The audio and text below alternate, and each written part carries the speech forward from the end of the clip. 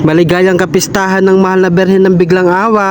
So ayan, ito nga ang pinuntahan ko kagabi. Sa totoo lang, wala naman talaga akong balak na pumunta dito. Dahil nga ako na lang mag-isa at gabi na. Gabi na nga pala ng mga oras ito, guys. So ito nga ang kwento, guys.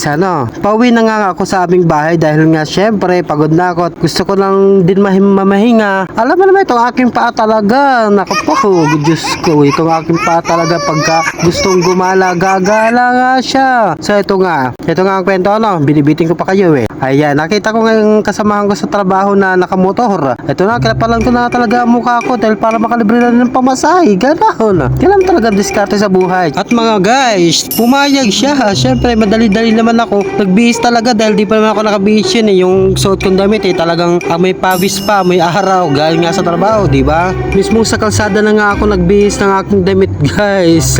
Nakakahiyaman eh, kailangan natin gawin dahil nga galang-gala tayo. Ganon. Charis. At syempre, ano pa ba gagawin pagkatapos magbihis? Di sumakay na ako sa likod, dito mangkas na para makapunta na nga sa Biglang Awa. Alam mo na mga aking mga pana to, talagang di ko mapigilang gumala. Ganon, char.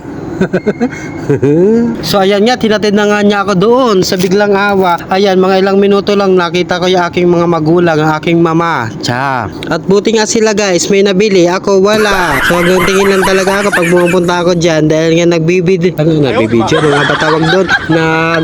Char, ano ba naman yan? Hindi ko na maisip kung anong sasabihin ko. Hirap pala mag voice over. So ito na nga, ayan.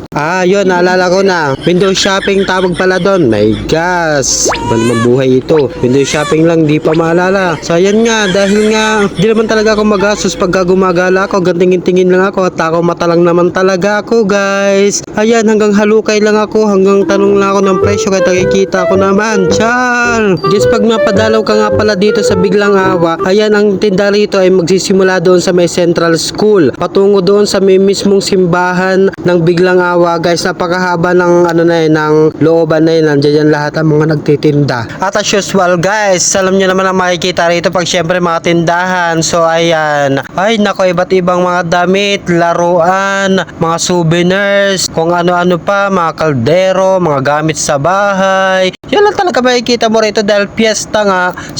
Samantalahin na rin natin na napakadaming tao, maraming mamimili na may makakabunggo ka, masasagi, charis. Pero normal na yan dahil piyesta nga, di ba? Maraming tao. Kaya kailangan talaga natin magbaon ng napakaraming pasensya dahil nga iba-ibang ugali ng tao. Baka magkaroon pa tayo ng kaaway pag kami nakabunggo tayo rito. Nako po. Dahil nga piyesta ang pinuntahan natin, malamang expect na natin na hindi taga dyan lahat ng tao. Hindi ba? Meron dyan mga taga ibang lugar, mga karatig lugar natin dito sa Pulilan. Meron dyan mga taga Kalumpit. Malamang may mga taga Baliwag din dyan, di lang natin alam. O di ba? Kahit di ba pwede natin talungin natin isa-isa yung mga tao, yung mga taga saan sila. Natural, makikipiesta sila, titingin sila sa mga paninda dyan. Naka pa. Guys, sabihin natin, masaya mamasyal, masaya mag-ikot-ikot, masaya mag-window shopping, kahit wala kang pera, basta nakakagala ka, nakakapasyal ka, di ba masaya? Kung may problema ka, wag mo sarilinin, pumunta ka dito. Charis. Ayan, bakit mo kailangan mag-isa? Di ba nga, wala kang jowa, wala kang kasama. Abi, magiging masaya ka rin kahit ikaw lang mag-isa gumala, di ba? Hindi porkit ikaw lang mag-isa na gumagala, abi, hindi ka na magiging masaya. Kaya mo ring pasayin ang sarili mo na ikaw lang mag-isa. Mag-isa kang kumain. Mag-isa kang kumain. Ay, bakit? Kasi magsubuan ka, subuan mo yung sarili mo kung naghahanap ka ng kasubuan. May gas, problema ba yun? I-date mo yung sarili mo kahit wala kang pera. Meron ka lang 20 dyan sa bulsa mo, bumili ka ng fishbowl. Ayan, subuan mo yung sarili mo. Ganon, charis. Abay, syempre naman ano pa gagawin natin. Alam nga namang hintayin natin na dumating pa hinihintay natin, di ba? Kung talagang ayaw nila magpakita, talaga wala tayong magagawa. Ganon. Kung di para sa'yo, wag mo nang pilitin. Nabi na iba na tayo. Charas.